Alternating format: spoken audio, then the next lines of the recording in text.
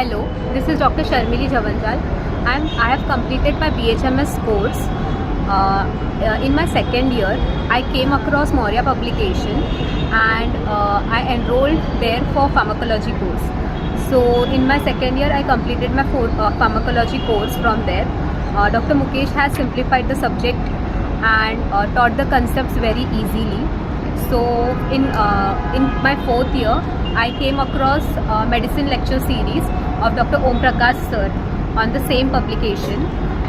So I enrolled for it, and the whole year medicine subject was made so easy for me because the concepts in medicine are taken from Davidson, Harrison, and so many other books, and sir has taught there. Dr. Om Prakash sir has taken some videos of patients and live examination videos, and he has put it in that series, which makes us easy for diagnosis of the patient and examination purpose. He has also put the treatment in very simplified way that it helps us in our further practice, OPD practice.